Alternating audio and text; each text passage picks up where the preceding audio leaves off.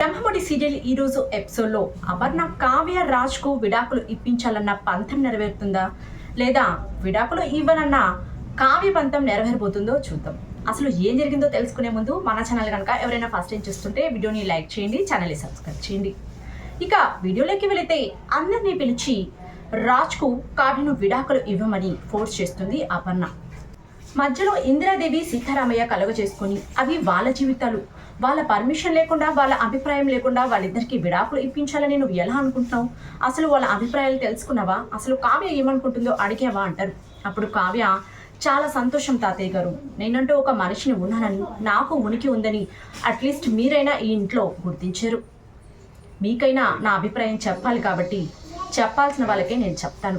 సరే అత్తయ్య, విడాకులు ఇమ్మంటున్నారు, సరే అంటే ఇష్టం లేకే ఆ బిడ్డను కన్నారు అని మీరు అంటున్నారు కాబట్టి ఇవాళ నేను అడుగుతున్నాను సూటిగా, నా ప్రశ్నకు సమాధానం చెప్పండి. మా పెళ్ళయి ఏడాదైంది, ఆ బిడ్డకు 9 నెలలు, అంటే 9 నెలలు కడుపులో మోయకుండానే ఆ బిడ్డ భూమి మీదకి వచ్చాడా? అంటే మా పెళ్ళి కాకుండానే ఆ బిడ్డ తల్లి కడుపుతో ఉండాలి. ఇది ఏ విధంగా సాధ్యం? నాతో పెళ్ళి అవ్వకముందే ఆయన ఇంకో అమ్మాయిని ప్రేమించాడా? ఒకవేళ అలా ప్రేమిస్తే స్వప్నతో పెళ్లి ఆగిపోతే నన్నెందుకు పెళ్లి చేసుకుంటాడు? ఈ లాజిక్ మీరెలా మిస్ అయ్యారు అని అడగగానే ఇక అపర్ణకు మాటలుండవు. అసలు ఈ లాజిక్ ఎలా మిస్ అయ్యానా అని అపర్ణ చాలా తన మనసులో తానే కంగారు పడుతూ ఉంటుంది. ఇంట్లో వాళ్ళందరూ కూడా ఆలోచనలో పడతారు. ఇక రుద్రాని ఆ మాయ కూడా ఈ లాజిక్ మేమెలా మిస్ అయ్యామని చెప్పేసి చాలా కంగారు పడతారు వారిద్దరు. జరిగినా కూడా నేను ఏ రోజు ఈ ఇంటి పరువు మర్యాదకు భంగం కలిగేటట్టు ప్రవర్తించలేదు. ఆ బిడ్డను తీసుకుని వచ్చినా చూసుకున్నాను, ఆ బిడ్డ తల్లి వచ్చినా కూడా మీ అందరినీ నేను చూసుకుంటూ ఉంటున్నాను ఈ ఇంటి కోడలుగా. అలాంటి నేను ఈ ఇల్లు వదిలి ఎలా వెళ్తాను అనుకున్నారు? ఆయనకు ఎలా విడాకులు ఇస్తాననుకున్నారు? నేను విడాకులు ఇచ్చే ప్రసక్తే లేదు అని కరాఖండిగా చెప్తుంది కావ్య. ఇక అమ్మమ్మ శభాష్ మనవరాలా, చాలా బాగా చెప్పావు, ఆడతనం అంటే ఇది, ఇంతే గట్టిగా నిలబడు నువ్వు, నీ వెనకాల మేముంటామని సపోర్ట్ చేస్తుంది. ఇక సీతారామయ్య రాజును అడుగుతాడు, ఇక నీ అభిప్రాయం కూడా చెప్పు రాజుని. ఇక రాజ్ చెప్పకనే తనకు విడాకులు ఇష్టం లేదన్నట్టుగా సమాధానం చెప్తాడు. నాకు అసలు దీని గురించి మాట్లాడే అర్హతే లేదు, నన్నేమి అడగండి అని చెప్పేసి, అంటే నేను విడాకులు ఇవ్వను అని చెప్పకనే చెప్పి పైకి వెళ్ళిపోతాడు. ఇక అపర్ణకు ఏం తోచదు, రాజుకు సపోర్ట్గానే కదా నేను మాట్లాడుతుంది, రాజు ఎందుకు అలా ఏం చెప్పకుండా వెళ్ళిపోయాడు అని బయట నుంచుని ఆలోచిస్తూ ఉంటుంది. ఇక ఇందిరాదేవి వెళ్తుంది అపర్ణ దగ్గరికి. ఏ అపర్ణ, ఒక్కదానివే ఉన్నావు, నీ పరివారం అంతా ఎక్కడా? బయటకు పంపించావా? నువ్వు చిటికేస్తే వాళ్ళు ఇలా వచ్చి నువ్వు చెప్పిందంతా చేయాలి కదా అని వెటకారంగా మాట్లాడుతుంది. ఎందుకు అత్తయ్య అంత వెటకారంగా మాట్లాడుతున్నారు అని అంటే, మరి కాదా, నీకు అసలు ఈ ఇంటి బరువు బాధ్యతలు అప్పగించింది ఈ ఇంటి పెద్ద కోడలిని కాదు.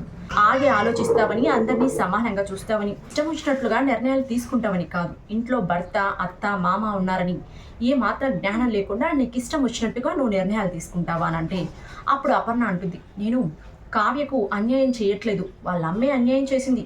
ఇప్పుడు నేను చేయబోయే నిర్ణయం ద్వారా అట్లీస్ట్ తను ఇప్పటికైనా తన జీవితం నిలబడుతుంది. అంటే ఏం నిలబడుతుంది? అయినా తన జీవితంలో నో నిర్ణయం ఎలా తీసుకుంటావు? ఒకరి జీవితం గురించి మనం తీసుకునే నిర్ణయాలు ఎలా నిలబడతాయి? వాళ్ళు కదా ఆలోచించాలి, నువ్వెలా నిర్ణయిస్తావు అని అంటే, నేను ఒక అమ్మాయి జీవితాన్ని కాపాడుతున్నాను అంటుంది. ఇంకొక అమ్మాయి జీవితాన్ని నాశనం చేస్తావా అని ఇందిరాదేవి, ఎందుకు అత్తయ్య నేను చేసింది తప్పు అన్నట్టుగా మాట్లాడుతున్నారు అంటే, అన్నట్టుగా అయింది, నువ్వు చేసింది ముమ్మాటికి తప్పే. ఇప్పుడు చెప్తున్నా విను, నువ్వు కావ్యకు అన్యాయం చేసే పని అయితే అందరికంటే ముందుగా అడ్డు నిలబడే ప్రయత్నంలో నేనే ముందు ఉంటాను. ఆ అమ్మాయికి ఎట్టి పరిస్థితుల్లో న్యాయం చేయిస్తాను, అన్యాయం చేసే ప్రసక్తే లేదు. అందుకు సూటిగా నువ్వు నాకు సమాధానం చెప్పే దాట వేయాల్సి ఉంటుంది. అయినా ఉండగానే రెండో భార్యతో ఎలా పెళ్లి చేయిస్తావు? కావ్యకు అసలు ఇష్టం లేదు విడాకులు ఇవ్వడానికి ఇందిరాదేవి, అంటే తన నిర్ణయంతో నాకు పని లేదు అంటుంది. నీకు అవసరం లేకపోవచ్చు, కోర్టుకు కావాలి. భార్య పర్మిషన్ లేకుండా రెండవ పెళ్లి ఎలా చేసుకుంటారు? కోర్టు ఒప్పుకోదు, అది గుర్తుపెట్టుకో అని అక్కడి నుంచి వార్నింగ్ ఇచ్చి వెళ్ళిపోతుంది ఇందిరాదేవి. ఇక ఆలోచనలో పడుతుంది అపర్ణ, అవును అది కూడా నిజమే కదా అని. ఇక కిచెన్లో రుద్రని ఆ మాయ ఒప్పర్ మీటింగ్ పెడతారు. ఏంటి అంటే, తను అలా మాట్లాడగానే నాకు అసలు ఏం అర్థం కాలేదు అని అంటే, ఇప్పటికైనా అర్థం చేసుకో, ఆ కావ్య ఫైర్ బ్రాండ్, తను అనుకుందంటే ఇంటిల్లిపాదిని ఒక్కసారిగా కాల్చి పడేస్తుంది. తనతో పెట్టుకుంటే ఇలాగే ఉంటుంది. మనం తీసుకునే నిర్ణయాలు చాలా తెలివిగా ఉండాలి, అప్పుడే మనం కావ్యను ఓడియగలం అని మాట్లాడుకుంటూ ఉంటారు. నేను ఎలాగైనా అపర్ణ వదిన రెచ్చగొట్టి వాళ్ళిద్దరికి విడాకులు ఇప్పించి మీకు పెళ్లి జరిగేలా చూస్తాను, అది నా ప్రయత్నం, నేను చేసి తీరుతాను అని ఇద్దరు మాట్లాడుతూ ఉంటారు. ఇక పైనుంచి స్వప్న వస్తుంది. వీళ్ళు మాట్లాడిందంతా వినలేమో అనుకుంటాం, కానీ తను వాటర్ కోసం వచ్చి, ఏంటి దొంగలిద్దరూ ఒకే చోట చేరారు, అవునులే ఇద్దరి మనసులు ఒకటే కాబట్టి ఇద్దరు చేసే కుళ్ళు బుద్ధులు కూడా ఒకటి, బాగా చేరారే అని వెటకరంగా మాట్లాడుతుంది. అప్పుడు ఆ మాయ రుద్రాణి ఆంటీ కోడలు అని చూస్తున్నా, ఏంటి ఎక్కువ మాట్లాడుతున్నావంటే, ఏ ఆపు, నా గురించి ఇంకా నీకు తెలియదేమో, టిప్పర్లాని లాంటి మా అత్తని మూలన కూర్చోబెట్టాను, నువ్వంటే నాకేం పెద్ద విషయం కాదు, నేను ఎలాంటిదానో మా అత్తయ్యని అడిగి తెలుసుకో అని అక్కడి నుంచి వెళ్ళిపోతుంది. అప్పుడు రుద్రాణి అంటుంది, అవును నువ్వు ఇంట్లో ఎవరితోనైనా పెట్టుకో కానీ ఆ రాక్షసితో మాత్రం పెట్టుకోకు, అది మహా టార్చర్ అని స్వప్న గురించి చెప్తుంది. ఇక ఇంద్రాదేవి అన్న మాటలతో అపర్ణదేవి ఆలోచనలో పడుతుంది. అవును, తన నిర్ణయం లేకుండా మనం ఇంకొక పెళ్లి చేయలేం అని చెప్పేసి ఆలోచిస్తూ ఉంటుంది. ఇంతటితో ఎపిసోడ్ ముగుస్తుంది. అయితే రేపటి ఎపిసోడ్లో మరో బాంబు పేలుస్తుంది అపర్ణ.